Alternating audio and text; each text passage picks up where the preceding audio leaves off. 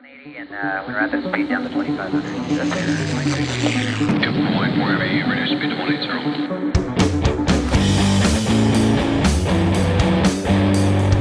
BlackBox. So welcome again to KP's Black Box. I have one of my longtime friends. We've done some fun stuff together, Ed. We've been on some Bahamas trips and what else? With Greenbrier. We went to your neck of the woods with Mr. Jim Justice, right? Isn't he We did. the big man in West Virginia? Didn't we go to Tahoe one time? We did. Well, yeah, we went to Tahoe too. Vegas. Some fun stuff. Excuse me. So this is my good friend, Mr. Ed Augustine, entrepreneur extraordinaire. We're going to talk to Ed today about entrepreneurship, mindset, some things we were just talking about off camera.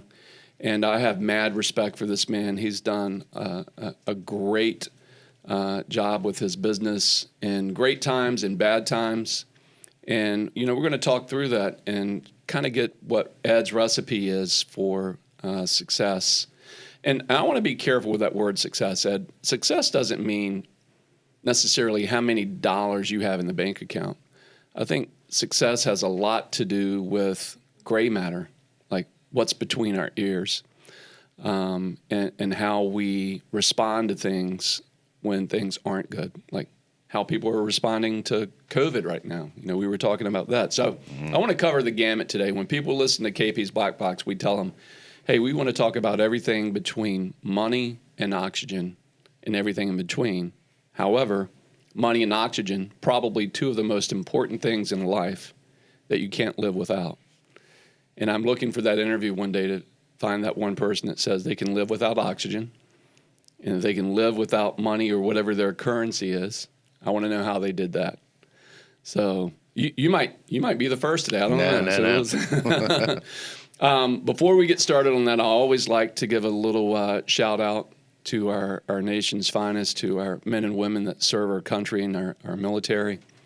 And I know in our respective places we worship, that's a big thing there too, to just pay homage to those folks who have made the ultimate sacrifice, from the warrior on the battlefield to the mom or dad at home raising a family while their loved one is out there on deployment. So little Johnny Walker Blue Label. Toast to you, man. Great to see you. Toast to our military. Thank you. Do you remember? That reminds me, Ed. We were in Nassau, Bahamas a few years ago on a family trip together, and you took us to a restaurant. I think it was called Grey Cliff. Yeah. Or the restaurant that's tied to the cigar Grey Yes. Cliff. What was the name of that restaurant? Do you remember? Grey Cliffs. It is Grey Cliffs. Yeah. Mm-hmm. There you go. But we decided we'd smoke a cigar together and I forget who was all with us. But I I was told, hey, if you take your cigar and take a little dip and put it in your scotch or put it in your brandy, and you remember what we did? All of us goons, we dipped the lit. Oh, yeah. I'm like, oh my God, how do we screw that up? Right. But those were fun times, enjoyable times. But in order to get there, I'd love to take you back to young Ed. So tell us a little bit about where you're from. I think the West Virginia. Yeah. Young Ed, it would have been Eddie. Eddie. All right. right. I was Eddie till I was 20. People still see me around town. My dad still calls me Eddie. And so a lot of people, as soon as they see it, they say Eddie. And people are like, what's that? I was like, hey, he knew me before I was 20. That's right. So you're always Kenny, right? That's right. Yeah. Yeah, people who really knew me, like I'll have folks come in, and it's Kenneth Porter and Company's my financial firm. Uh-huh. And I know the people who don't know me well yet, they call me Kenneth. The people who really know me, like yourself and others, will either call me Kenny or KP. Oh, yeah. And, that's kind of cool when you have that relationship, and the people who really know, and they're like, Kenny, what? Well, oh, yeah, well, that's, people have known me for a long time, know me as Kenny, and it just sticks. Yeah. So, growing up in West Virginia, what was that like, Ed? Eddie? Interesting. Interesting to say the least. We're from a small town called Logan, and it's It's about an hour south of Charleston. It's a coal mining town of Okay. about 5,000 people.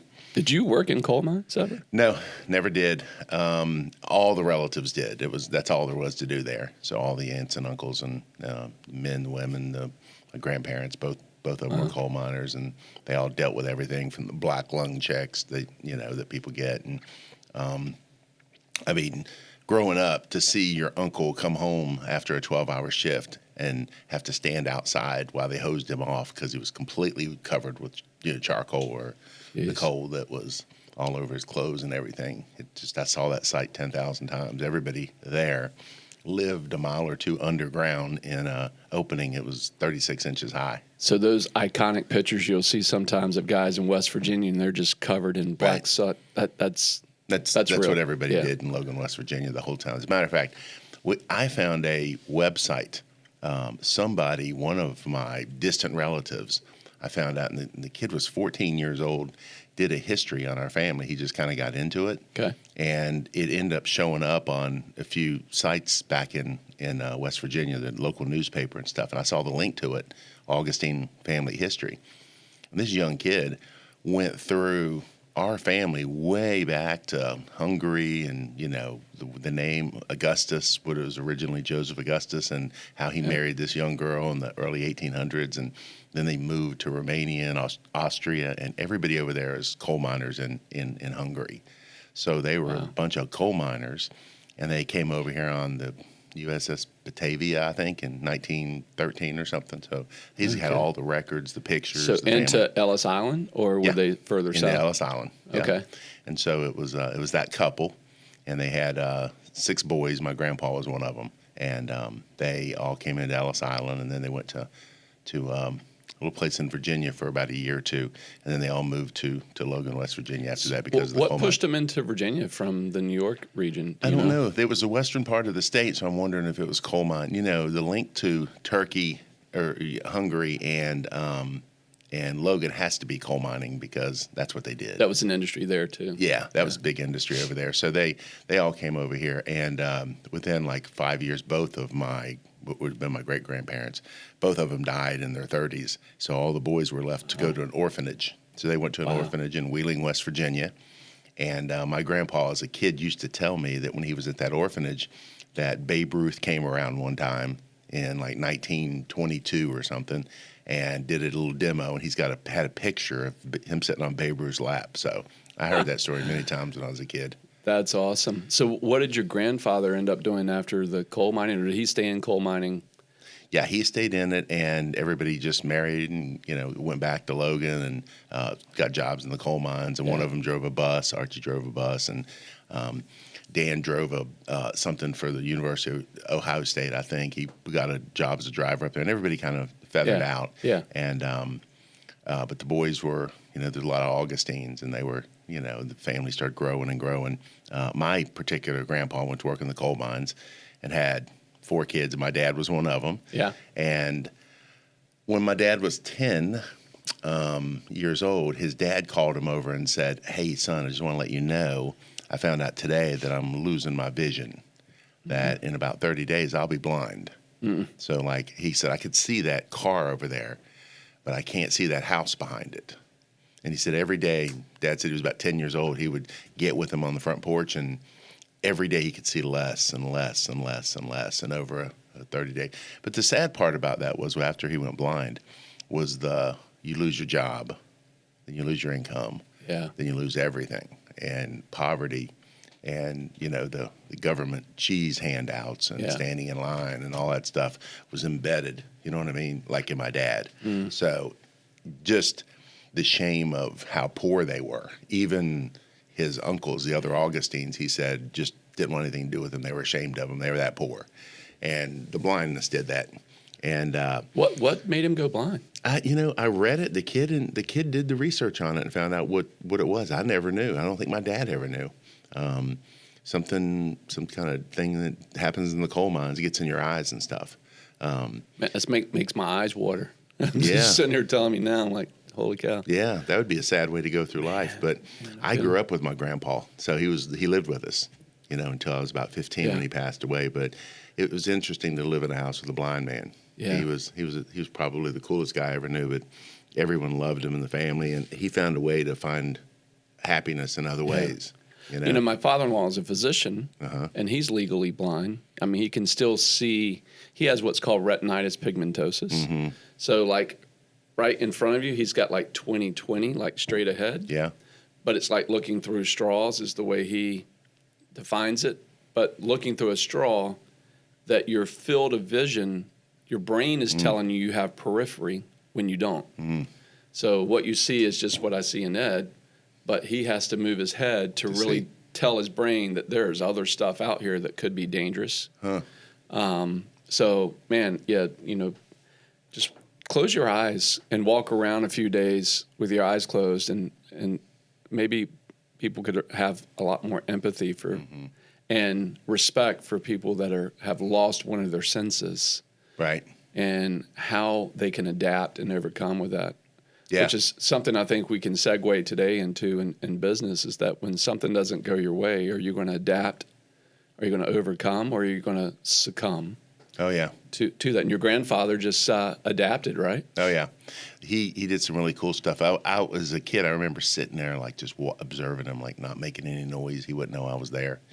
And I would watch him, how he would get his ashtray and light his cigarette and hold it so he wouldn't burn himself, or he'd walk and he'd hold the wall as he would walk, and he would feel the door frames, about 4 feet off. He'd just keep his hand on the wall the whole time.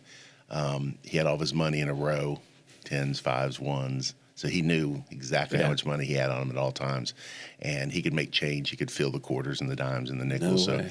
it was kind of a cool deal. We rode a lot of buses back then. Yeah. And I remember him telling me one time, if I pull that cord one more time, because I was a 6-year-old boy, I'm yanking on that cord all the time, and it keeps dinging. And the bus driver looks up, and he would tell me, "Hey man, they keep a pair of scissors in the glove box up there, and for boys like you, if you pull that cord, he'll come back here and clip your ears off." I remember being terrified as a kid. I was going to lose my ears to the bus driver. But the coolest thing my grandpa did, and if you're ever over at my house, I'll show this to you. Like, if there was a fire at my house, I think I would run in and grab this item. Okay. It's a gold leaf Bible, maybe 18 inches by 12 inches, one of the old big fancy the family Bible. Yeah, the family Bible. You open up on page 1 that says, Easter Sunday, 1969. This Bible is given to Victor Augustine from the so-and-so Tabernacle Church in Charleston, West Virginia, for winning a contest by bringing 69 people to church with him on Sunday morning. So I figure what happened was they had a contest. They were going to give a Bible away to whoever could bring the most people. And remember, you're blind. Yeah. You know what I mean? Yeah. And you show up with 70 people. That's pretty cool. And underneath it, in scribbly all over the page, it says, "I will this Bible to my grandson, Eddie Augustine." So I've had that for 50 years. Wow. Yeah. Wow. Man, what an impact a person has. To have 70 people Yeah. show up to anything at any time, but to get 70 people into church, Yeah. he had some influence with some folks. He did. He was a gatherer, and I think I've been called a gatherer many times. I like people. I can see that in you. Yeah. I think he probably had a little of that too. I got it from him. We had a gathering once when we took a group of guys on your airplane to AC. That was a motley crew, that's man. Another one. Whew. You remember the big Indian dude, Yeah. the American yeah. Indian guy that had a little fun with the 2 Jersey girls that got in his face, and he gave them a little shower of Coors Light or whatever. It was a normal day for him. Oh man, that was some fun times. But what I want to pull out of you today, Ed, is taking that time in West Virginia, because today you have a very successful construction company, or Paramount Builders, and you do.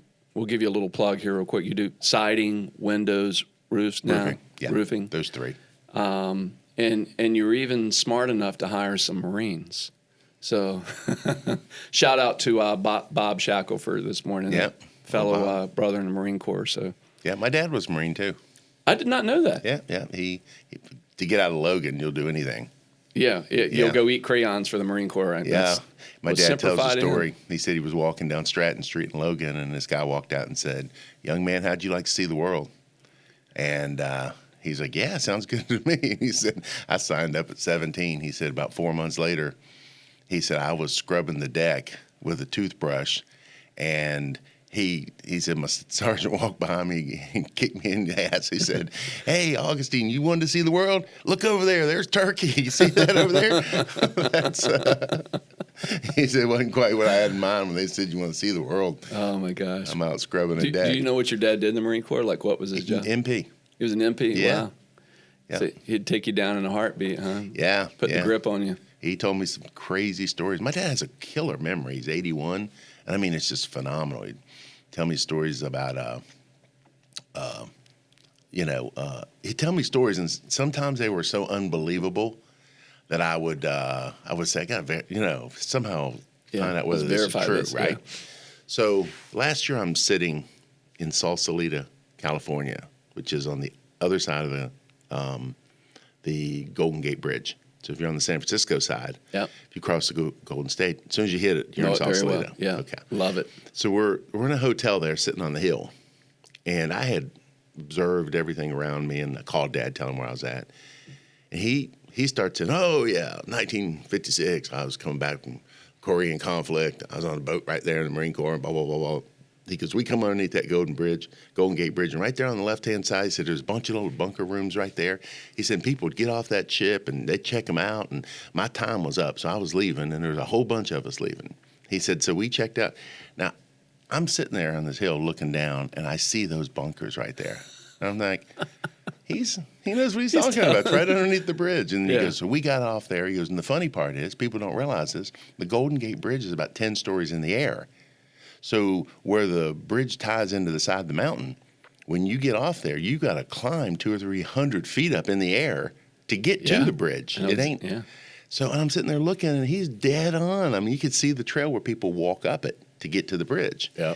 And he said, "So a bunch of us guys got together, got our stuff. I don't know, walked up there, got on the bridge, walked halfway across it. We all grabbed our checks, put them in our back pocket, and threw all of our junk overboard." You reminded me, it's one of my favorite spots is across the bridge. Kathleen and I, it's one of our favorite places to go to just get away. Yeah. And we'll go, I could care less about downtown San Francisco. Really just, it's sad what's happening in that city. But when you go across the bridge and go into Marin County, and you're there in Sausalito, Marin, Tiburon or Tiburon, I don't know how they pronounce it. Great area. And we always rent like an Airbnb house. There's this one guy that owns one right there in the city. And it sits on a little side of a cliff, like most homes do there. And you just look out over the bay, and it's a beautiful sight. And, San Francisco is famous for having their Indian summers. So if you go like in October, the weather is just absolutely gorgeous. But that area your dad's describing, I think I have a picture on my Instagram page of standing over my shoulder, taking a picture, and it looks like I'm holding a cargo ship as it's going under the bridge, and I'm taking the photo back with my back to the bay. But one of the most beautiful areas. So if it wasn't for taxes and the expense of living on that side of the country and the fruity people that are there politically,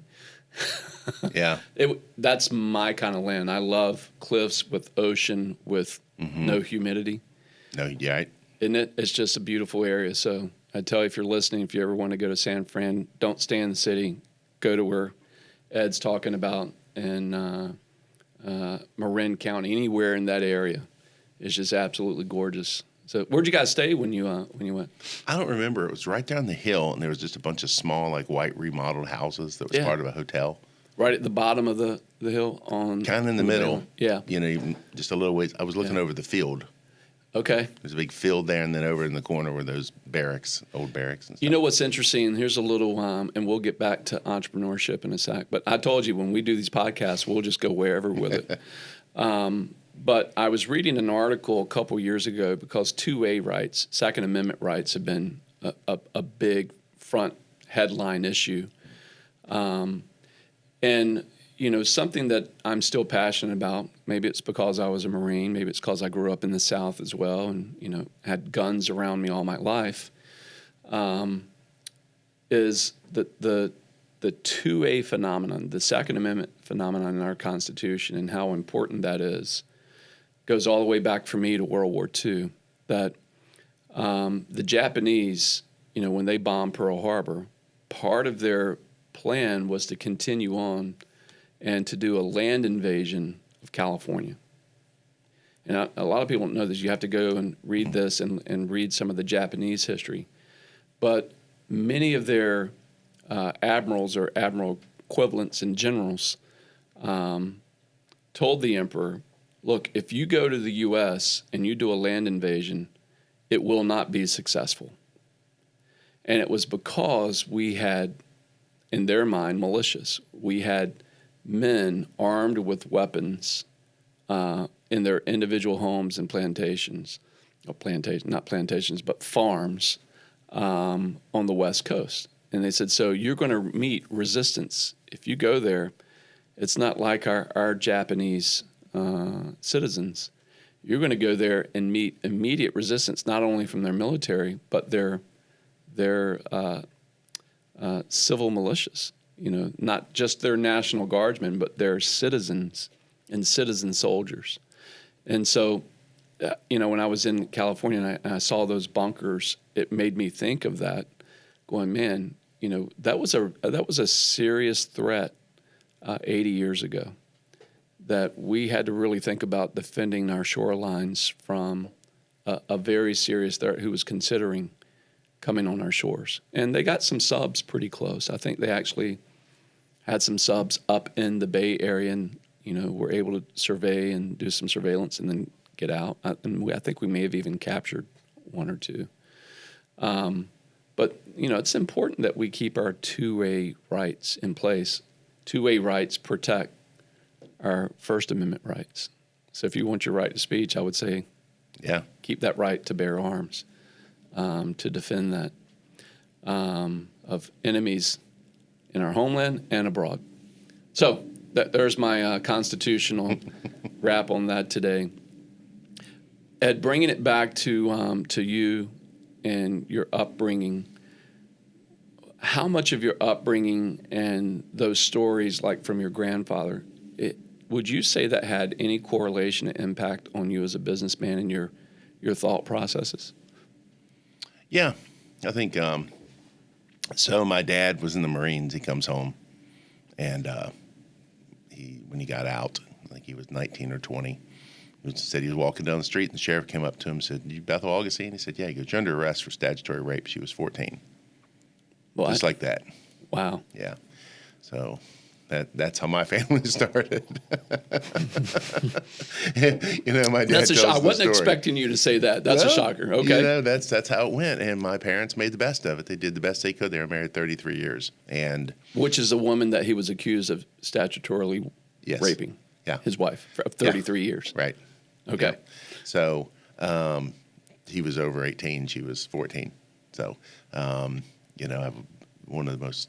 Was that because her dad was mad at your dad or something? Or no, her mother, I would say, is probably back there. It's the moms. I'm telling you, back in the country. Yeah. My dad said they just put him in jail, and he said he went to jail and he was in there a couple months, and the lawyer came to him and said, "The only way out of this, you got to marry her."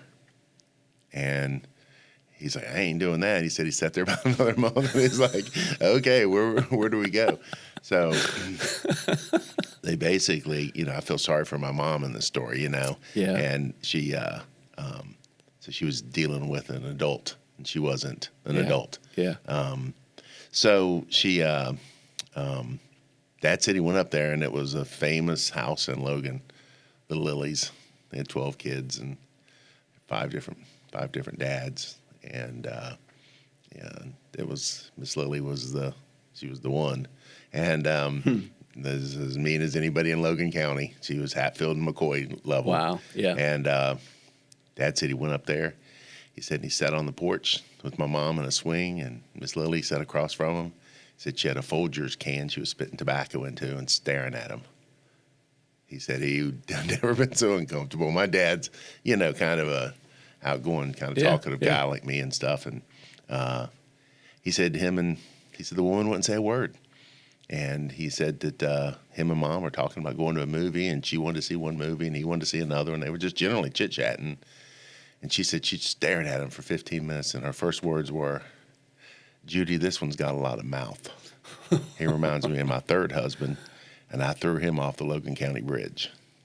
Holy cow. Dad said he looked over and he goes, "What have I gotten myself into?" He said he got up and tried to leave, and a couple of her brothers came out and wouldn't let him leave and stuff. He said it was not a good start.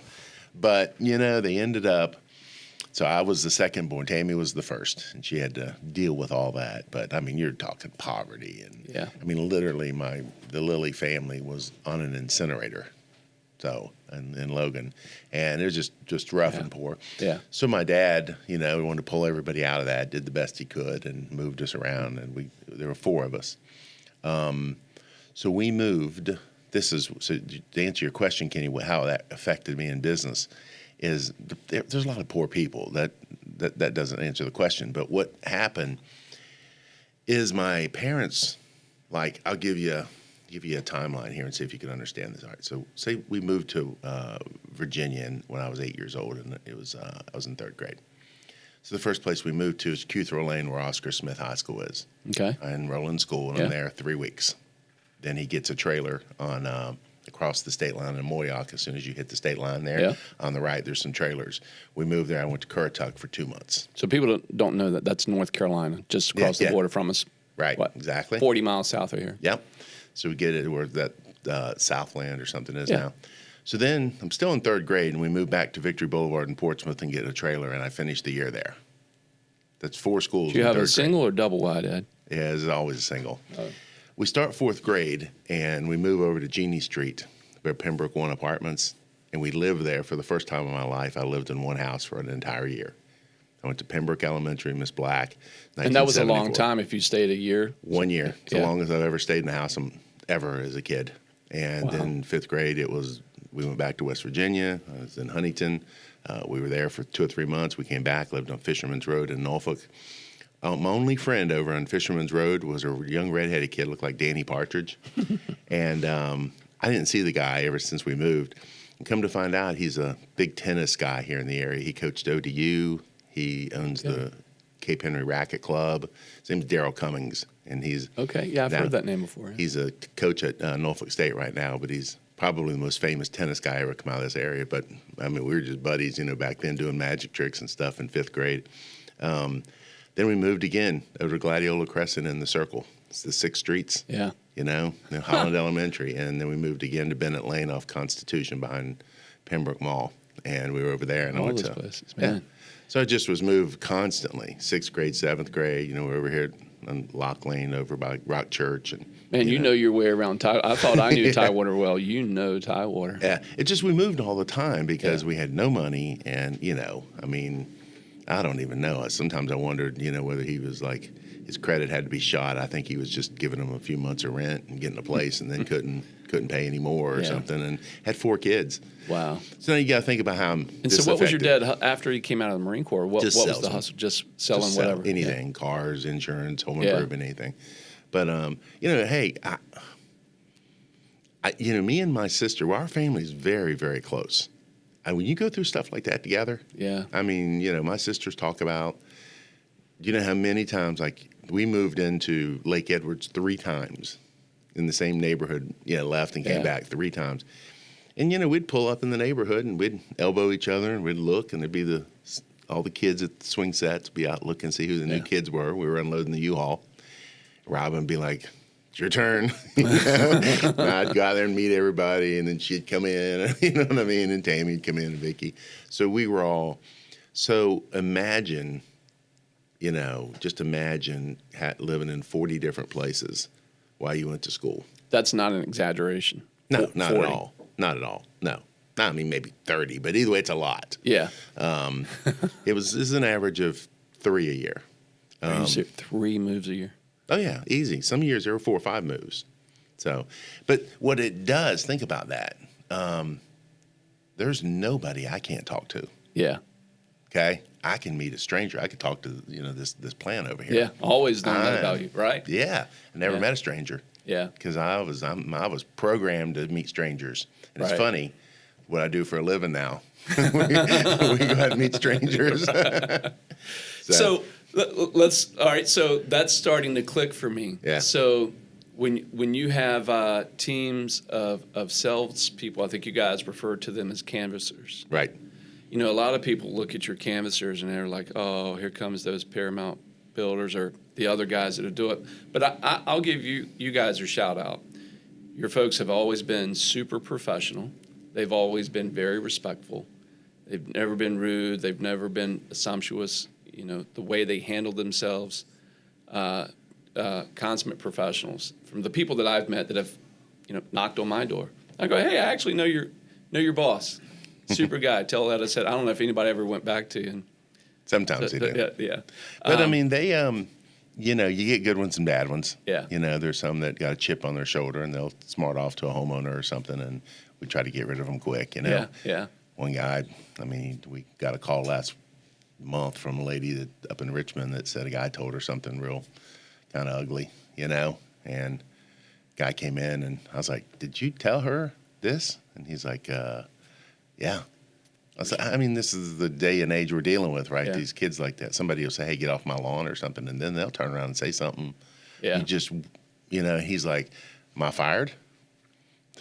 Fired. I just wish we was in the Army so I could shoot you. Golly.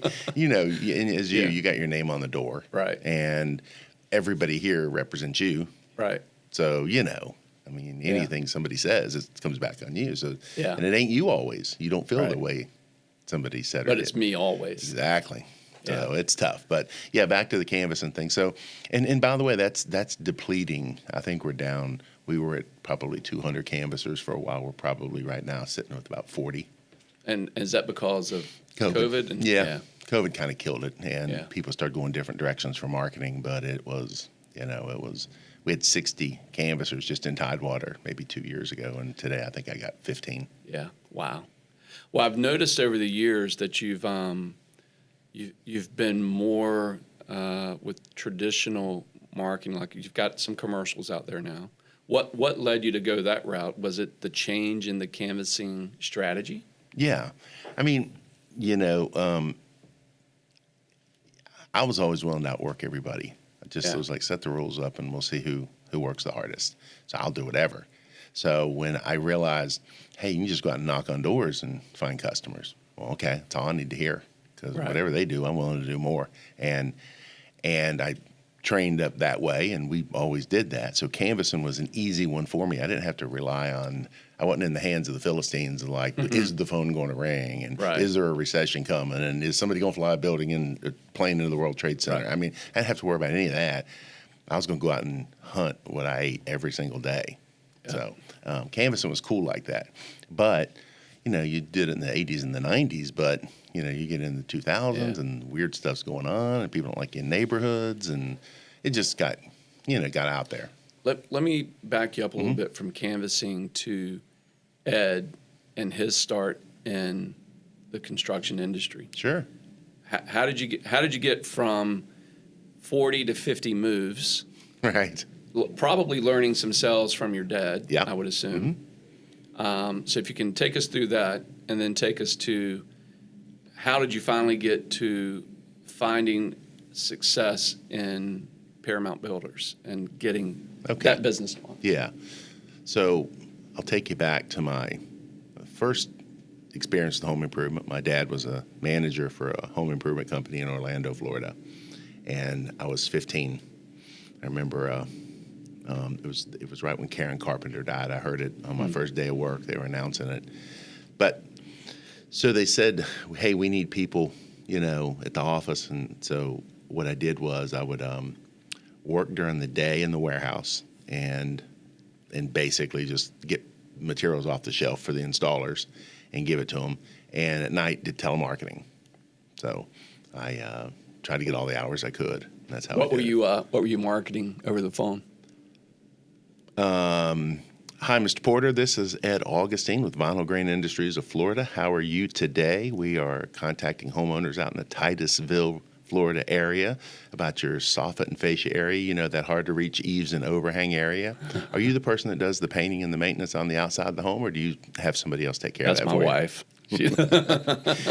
Well, we're going to be out in the Titusville area next week, and we're showing people the product. We're going to measure, give you an idea what it looked like on your home, and then give you an exact to the penny price.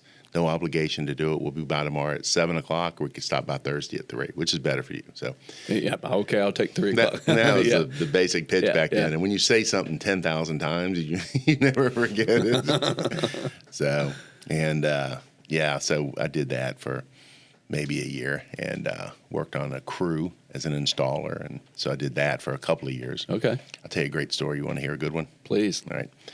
So I'm giving these materials away to the crews, and there's about 20 crews there. And one of them is not one of them, but two of them are a father-son. The dad was Ralph McDowell. Great guy, 60-some years old, clean cut. I mean, he ironed his pants to come to work. You know what I mean? Crews don't do that stuff. So he wore khakis and a white shirt to install. The kid, Larry, was a man's man, just a good guy, about 30 years old, hard worker. Used to have poker games at his house and stuff. Everybody liked him, and we fed him all the good jobs. So I got a job with him as a helper. Okay. He taught me a ton of stuff, and it was just two people riding around in a truck all day. Just, you talk about life and everything. Just a great guy.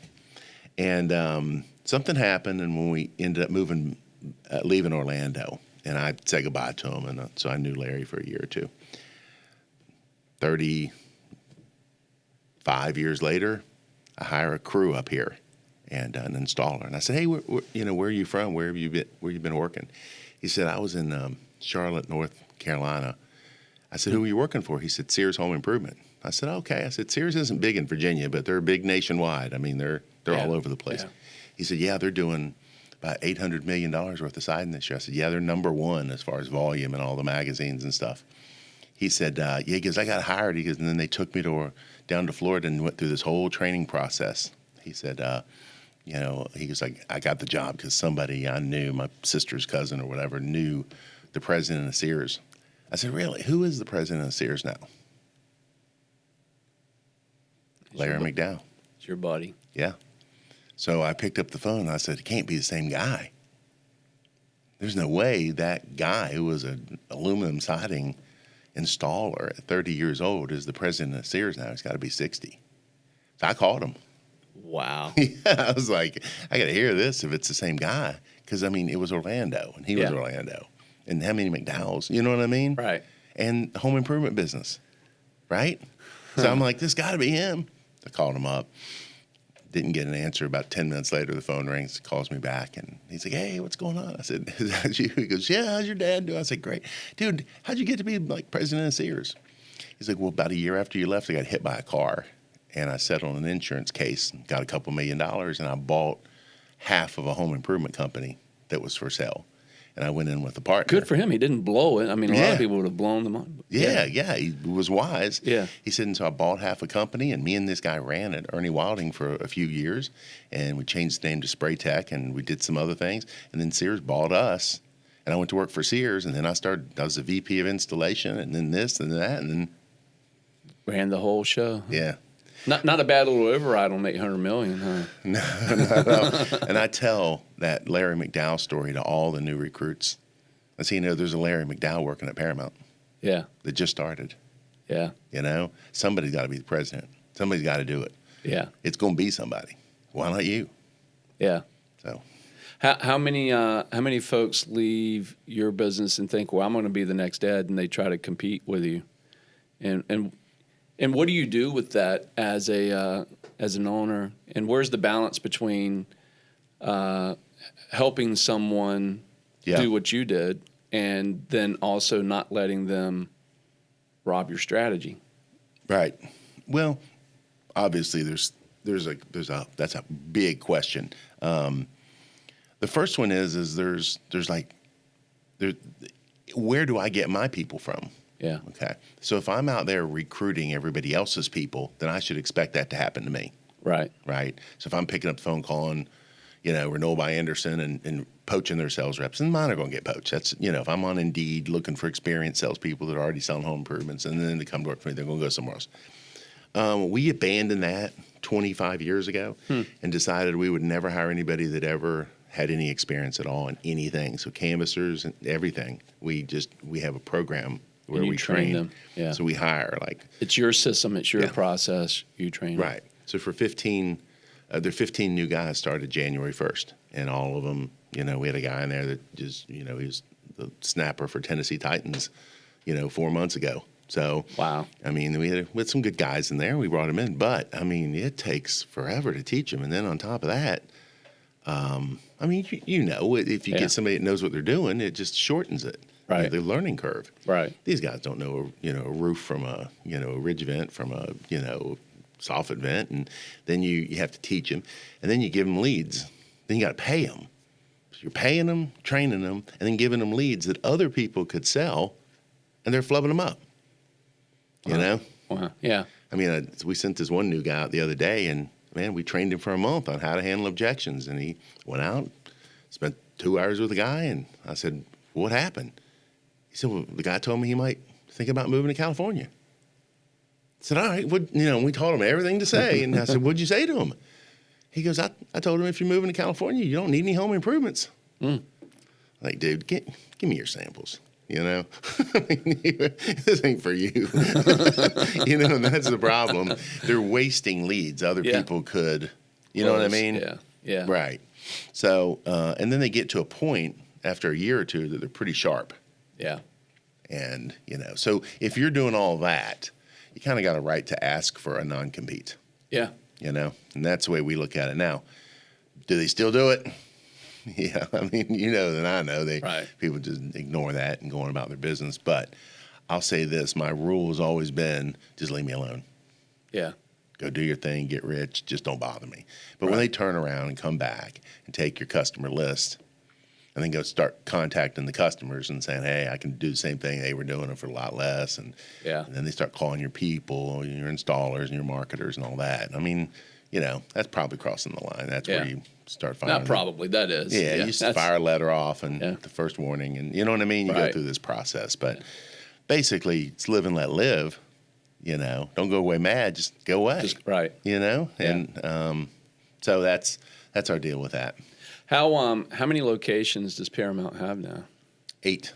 8. Yeah. And what states are you in? Well, we're licensed in 4 states. But we're really doing well in Florida right now. Okay. So, yeah, that's a good market for us. You don't have the crazy 18 days of rain like we were talking about pre-podcast. No, and in the winter months are really not winter down there. I mean, guy was complaining the other day on a phone call, production manager, that it's down to 63. And he was cold, frigid. Oh, frigid. Hey, everybody had coats on in the office. He's like, Ed, send us some of those turbo heaters down here. Right. Everybody up here is like, come on, man. We haven't put a roof on in 2 weeks. Yeah. You know what I mean? That's so funny. Well, not funny that you haven't put a roof on in 2 weeks. That's crazy. So you've got that overhead, you've got that expense of going 18 days and crews not being able to hit a job site. What does that do to your mental capacity? What does that do to you as a president? Yeah. Who's running? You're looking at all the numbers, and these people have to eat, and families got to have their mortgages and rent taken care of. How do you process all of that? Yeah. Well, the one thing's for sure that as long as you're still selling, you're booking jobs for the future. Yeah. You got work in progress, and as long as you're not losing those jobs, they're just waiting to be installed later. And it causes a cash flow problem, but it doesn't cause for instance, if you need $2 million a year and a month in sales to break even, and you sell $2.2 million, but you only deposit 1.4 because of rain, well, you're going to lose money. Right. But you didn't lose the money. You know what I mean? It got deferred. Yeah, it just gets pushed in the next month or whatever. Yeah. But you can't have too much of that either. You know? Yeah. You got to catch up. When you were a smaller guy and you obviously didn't have the operation you have now, what would Ed have done? Ed, how long? What's your anniversary? It's been 30 years this 30 year. years. Yeah. Wow, congratulations. Yeah, thanks. So year one, if Ed would have had an 18-day rain phenomenon. Right. Oh, I thought we were going to go for 40, and Jesus is like, hey, I know we're going to get to 39 and flood you. But if you would have had that happen 30 years ago, year one, how would you have handled that versus now? Yeah, we'd be definitely living by grace for sure. Yeah. Because I remember when I went in business, and I skipped over a lot of stuff, by the way. I did want to mention a couple of things because you asked a good question. I got off on the Larry McDowell story. Yeah. But so I went into sales at 18. Okay. And then, as somebody once said, I was a really good salesman. I sold a lot of stuff. I sold my house, sold my car, sold my furniture. I sold everything, but I didn't sell any home improvements. Yeah. But and I failed out and flunked out and left and went to another industry and hated it. And when I came back to home improvements the second time, I was just more focused and knew that's what I wanted to do. And I was just dipping my toe in the first time. Okay. So I think sales is one of the worst jobs for somebody that isn't sure they want to be in it. A lead analyst, as we call them. You know what I mean? You give people leads, and all they're there to do is analyze how good they are. And you really got to be committed to selling. Yeah. And so second time through, I was committed, and I sold I remember that day on January the 2nd. It was 1984, 85, one of those years, but it was January 2nd. I had 3 appointments, sold all 3 of them. I hadn't sold 3 jobs, in a month, let alone a day. And I knew then that I was in, I'm 20 years old and I made, $3,000-$4,000 in one day. Yeah. I was done. And, I knew then, and I just took off, and I never looked back in sales. So for the next 7 or 8 years, I worked for 2 or 3 companies, and the last one here in Norfolk, very good company, Virginia Beach, and was with them for 7 years and got into management and small ownership thing they had set up. Yeah. Phantom stock, they call it. Yeah. And phantom stock, which means you don't own any stock. I thought I did. I found out when I left how little I owned. But but I got to do a lot of stuff. I'm 25 years old. I'm buying vehicles. I'm signing leases, and I'm dealing with lawyers and stuff. I'd have never been able to do that, but I did it on their dime. Wow. And they let me. We were making money, and they were happy. But then I opened Paramount when I was 27. So it was. And was I that took in $3,000. now, folks that aren't familiar with our area may not know this, but did you have a location in Pungo in the old, what's now the Pungo Board House? Did you have an office there once? Nope. What it did, the office that I had was in Greenbrier. In Greenbrier. It's next to the Asa Club's racquetball court. Okay, right there yeah. On over there by I remember that. Yeah. And so when I opened Paramount, literally she and I had $3,000.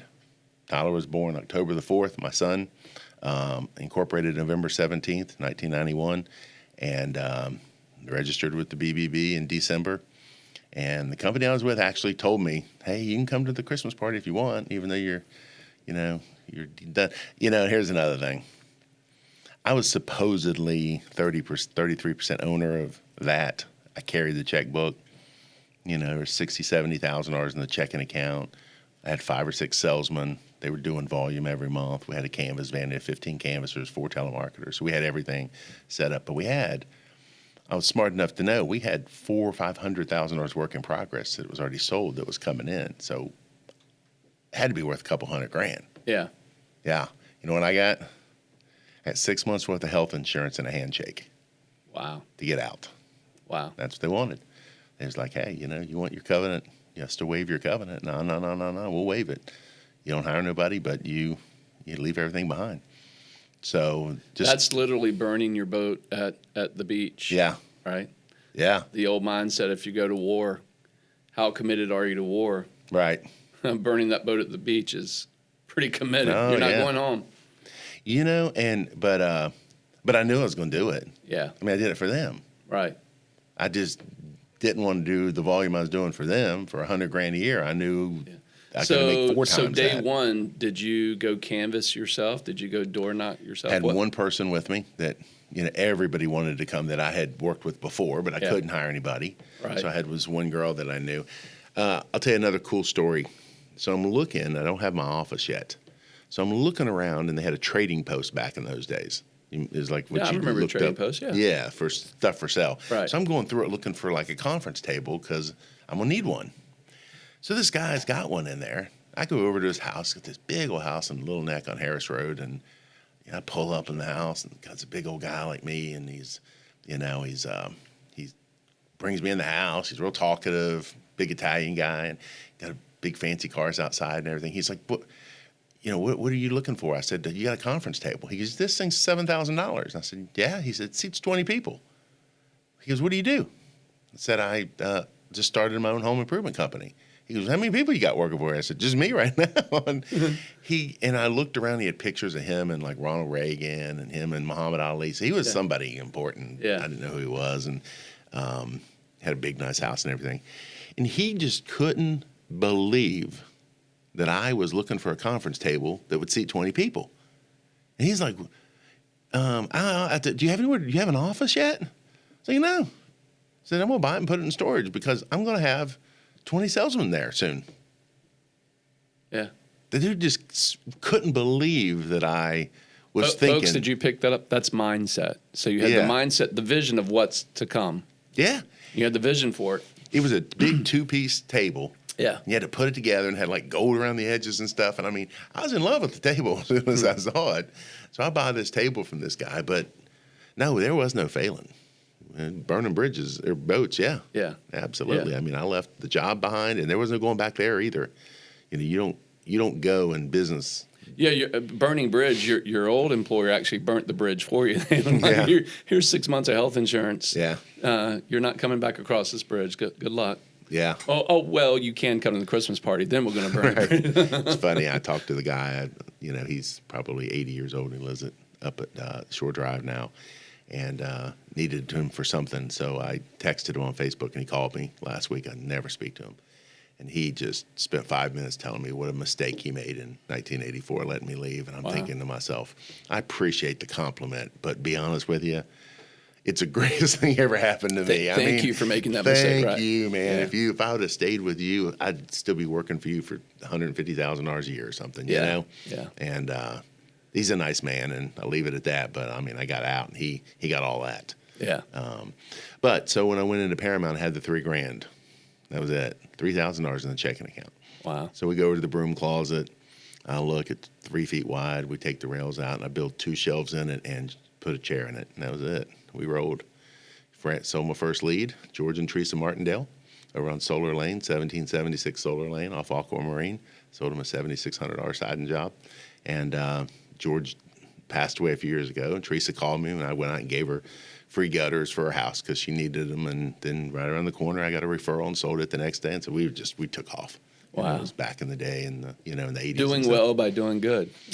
Yeah. So we enjoyed the first month, and I remember riding around in a car that was probably worth $6,000-$7,000, maybe a year later, and pulled up next to a guy at a red light, and he's revving his car up. He's in a sports car, BMW and stuff. And I got $135,000 in my checking account sitting in the seat next to me, and I'm thinking,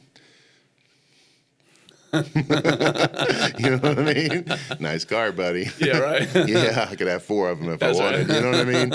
And that's, you just got to do that kind of stuff in business. You got to put the money aside, and you drive the old clunkers, and you got to prepare for a rainy day. So when you go 18 days without putting a roof in, you know, it's not going to crush you. Your boat's not going to sink. Yeah. Yeah. So we got off, and there were a lot of fun times early on. Just the people and stuff like that. Yeah. We were on one of these trips years ago. You and I were, and we took a group of guys with us up to AC, and man, I'm blanking on the police officer. It was 2 brothers who were police officers, Virginia Beach police officers. Do you remember their names? Mitch and Mark Pantak. Pantak, that's it. Yeah, they still work for me. Do they really? Yep.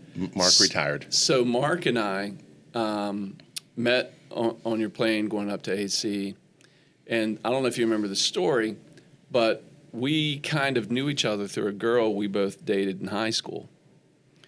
And this girl had a father who was pretty high up in the Navy, lived over in Kempsville.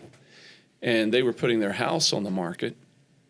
And I'm going to tell on Dave Hummel. So you know Dave Hummel from church, right? So Dave Hummel and I went to high school together. We were rebel rousers at Greenbrier Christian many moons ago.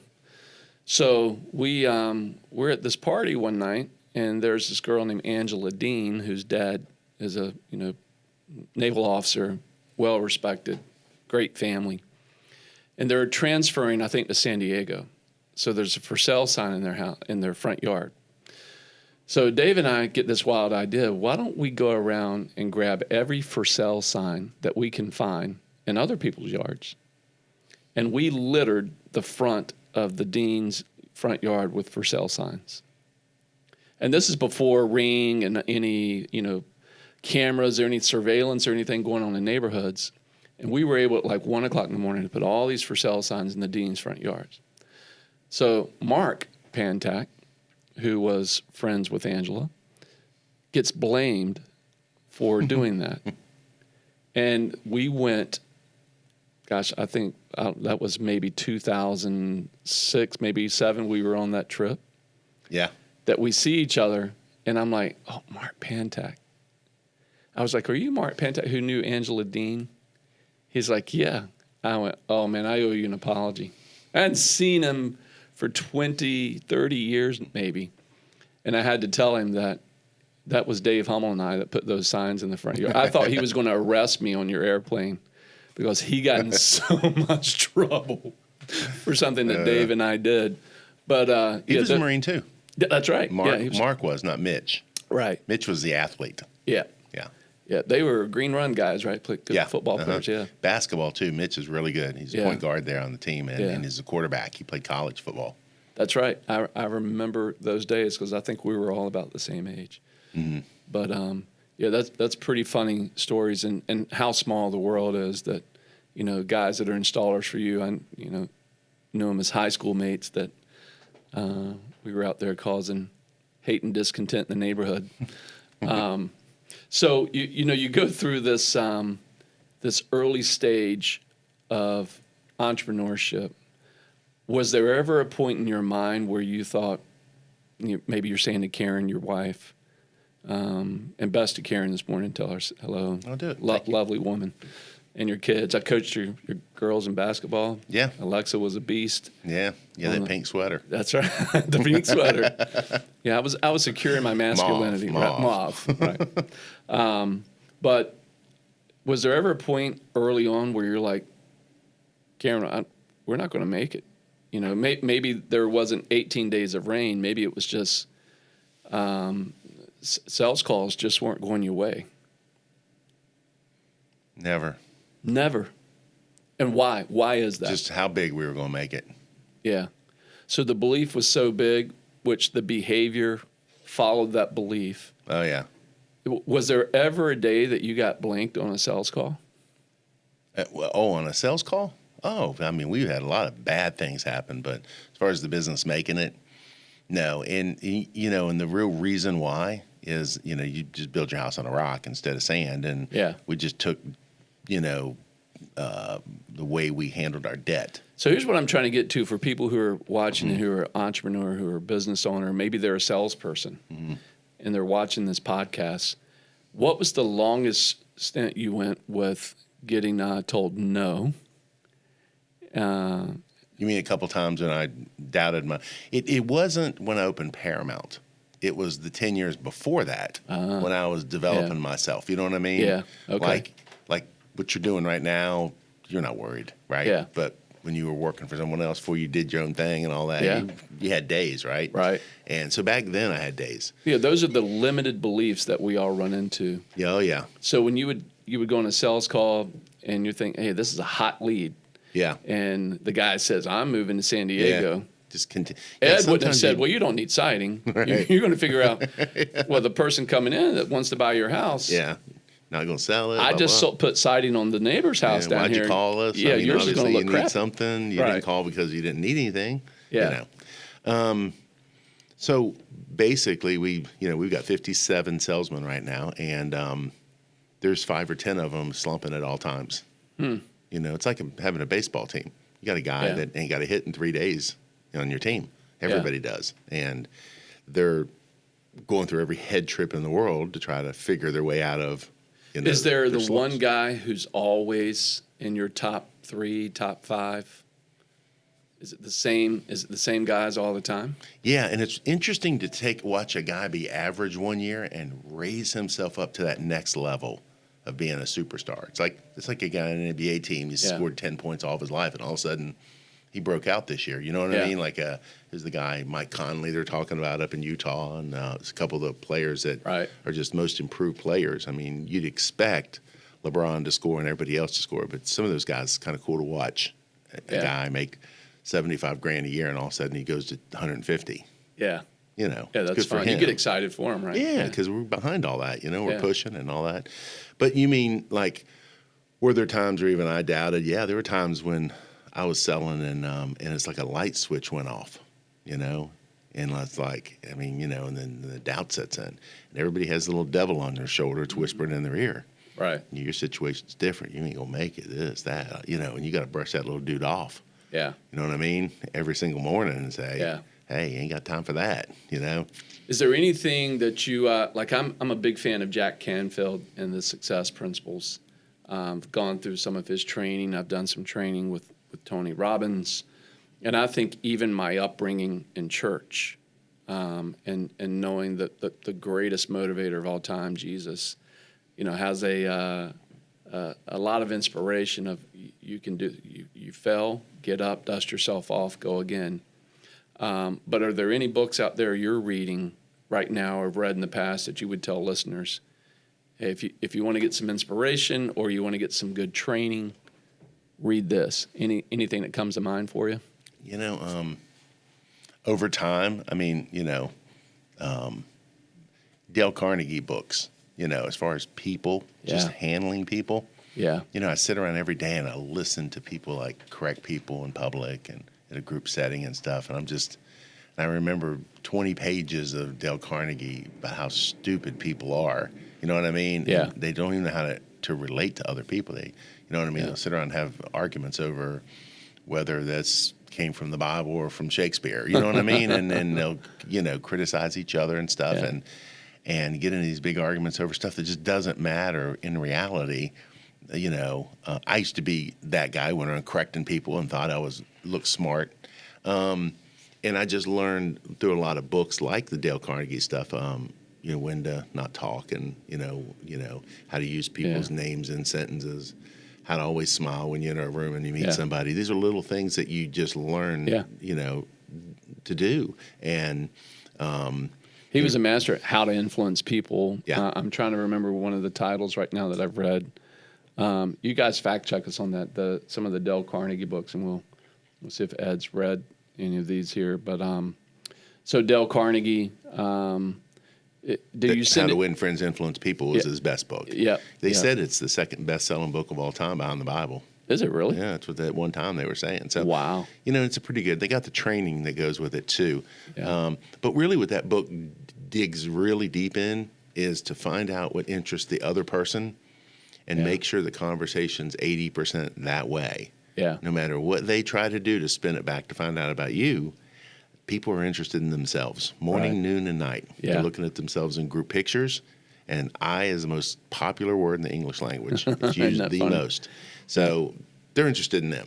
Yeah. You know what I mean? Yeah. At a certain degree, they'll be nice, but as long you'll have more friends, your life will go better, people will buy more from you, as long as you let other people, you know what I mean? Yeah. Talk about themselves. Yeah, give them the opportunity to talk about themselves, and you do that by asking them questions about themselves. Right? And leading them Socratically, yeah. So that's a good book. Another book that I liked is a little cute paperback was what's that, 1 Minute Manager or something like 1 that? Minute That was Manager. good. I remember. Ken Blanchard. Yeah, I think is the author of that. Another small one was Og Mandino's The Greatest Salesman in the World. The greatest salesman in the world. Man, you're bringing up some old ones today. I am, because back then I would read a lot. Nowadays it's all listening or, you know what I mean? Because podcasts and things like that. And so I don't quite read paper books like I used to. Well, we try to encourage both. I mean, that's one of the reasons we ask is we want to get inside the head of, you know, what are the things that helped you back then be the person that you are today? What do you think Karen would say is the number one driving factor that makes Ed the man, the father, the businessman, the community leader? If we were asking Karen, I might have to pick up the phone and fact check this on you. But I've heard her tell people when they've asked her that question before that it was ambition.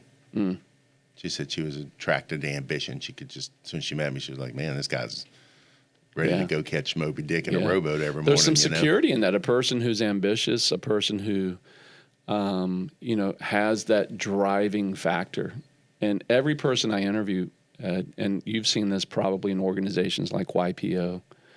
Are you still part of the? Yeah, I'm a member. I haven't done anything in probably 5 years. Gotcha. But I've stayed connected. Nobody's done anything. But it's been kind of tough, right? But that's what I see that's very similar in the DNA of business people is that ambition, that drive, that don't fail mentality. It doesn't mean you won't fail at something, but when you do, you're not defined by the failure. You're defined by how quickly you get up, how you recover, how you respond. Yeah. Speaking of YPO, Kenny, just for your listeners, in all the things I've ever done, and I've been to thousands of classes and, every closers camp, every better yourself at this thing you could possibly go to, and read all the books and, a lifetime of all that from all angles. The best I ever did was a 1-day seminar at the United States Naval Academy on leadership. Really? By far. I never saw anything like how they're taking 4,000, I think, of the brightest minds in America, bringing them in, giving them free education, right? 4,400 or something. Yeah. And these kids were incredible. We got to spend the day with them. And at the end of the day, they gave us a little bit of digging into what they're putting in these kids' heads. Wow. That was incredible. It's interesting you say that. I have a very successful client and huge philanthropic guy that we've had on the show, Mike Zeiders. If you ever want to go back and look at his podcast, Naval Academy graduate. And he talks about on the podcast how, he was interviewed by an admiral that was coming through basically like a squad bay inspection that we'd have in the Marine Corps.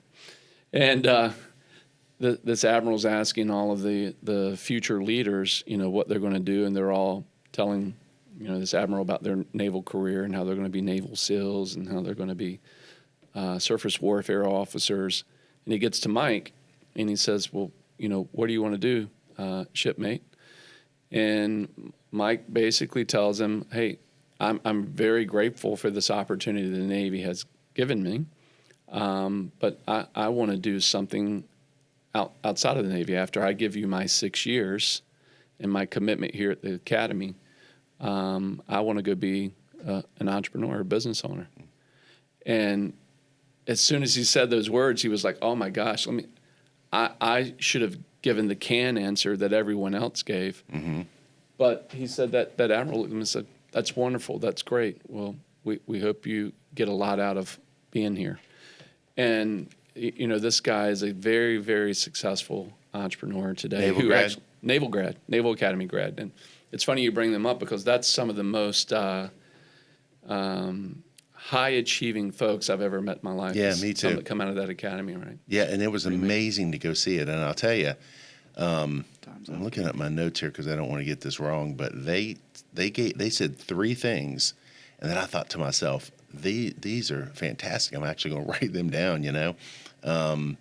It was about 3 things they said you should do to, that if you do these, that this is what they teach in their leadership school. And I remember there are people there that are 22, 23 years old. They're going to go on to be generals and stuff. You know what I mean? They're going to lead a lot of people.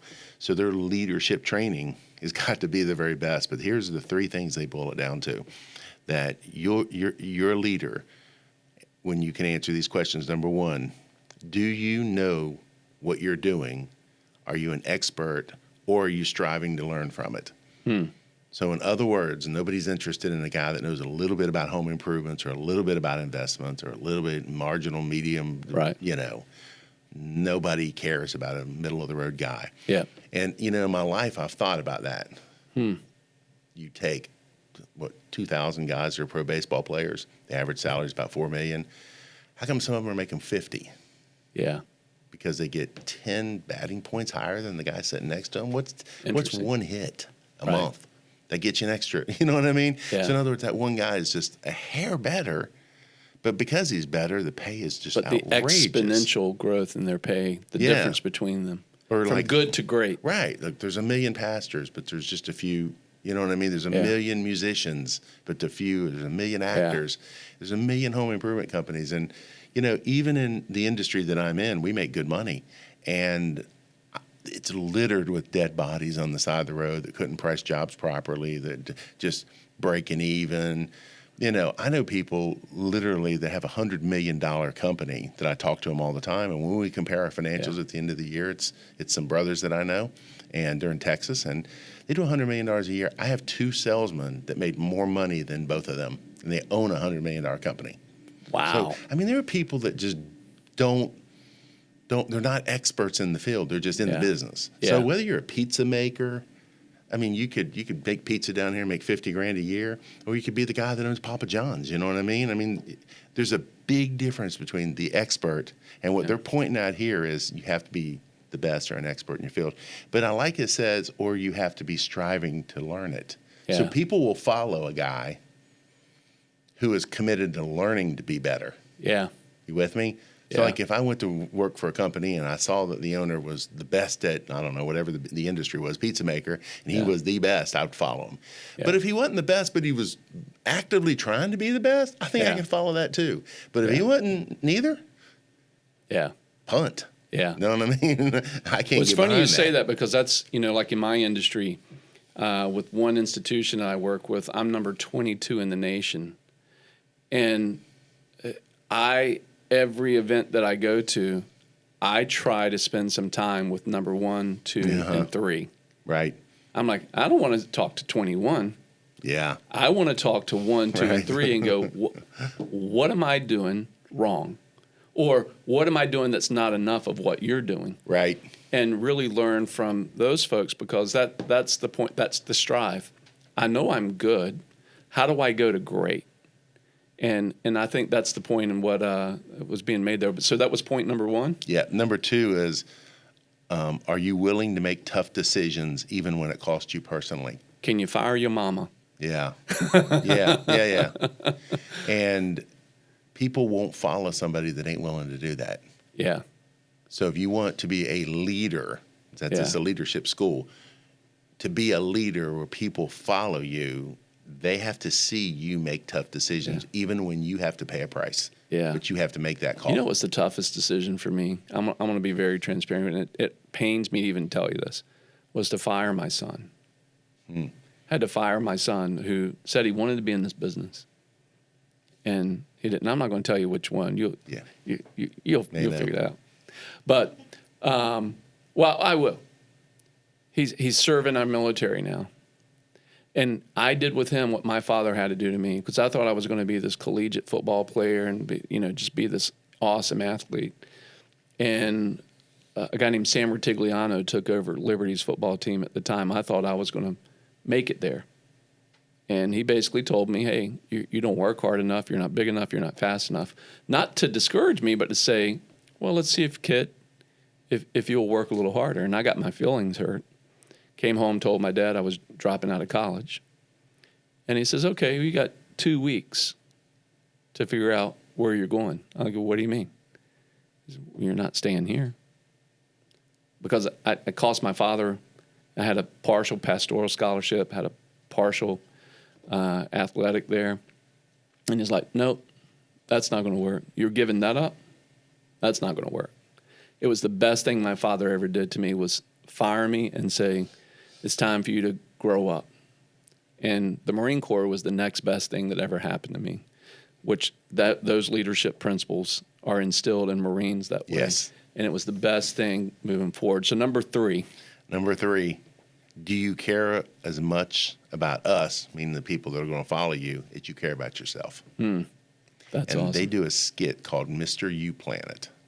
And this guy comes out dressed up in a big cartoon outfit, and all is about him, and it's just him, and it's a comedy skit they do there, and it's all mapped out, all the comments and everything, and it just brings to life how stupid and self-centered people are in this world. Yeah. and they don't even realize that everything's just about The them. comedian Brian Regan calls it the me monger. Yeah. Did you ever? No, didn't know. Oh, Brian Regan, you got to look this guy up. He doesn't curse. He doesn't drop the F bombs, but he's got a skit about the me monger. We might have to put that up on the show and let people go look at Brian Regan. But thanks for sharing those 3 leadership principles, Ed. Yeah. And we went over, my clock's already blinked at me. We went over. Okay. And this is one of those where I think we could probably spend another 2 or 3 hours together. Yeah, But- because I got a Zoom call at 11. Yeah, you got stuff to do. And, Yeah, and and so I- do I. But I really appreciate the time you've given us today. Thanks for those words of knowledge and sharing with us about Paramount and your start and your family. I've always had mad respect for you and your family. Give Karen a big hug and kiss for me, and go make Alexa do some push-ups or something. You know? I'll do it. She's 1 week post. What do they Yeah, call just it? had a baby, right? Yeah. So congrats, Grandpa. Yeah, What do I they know. call you?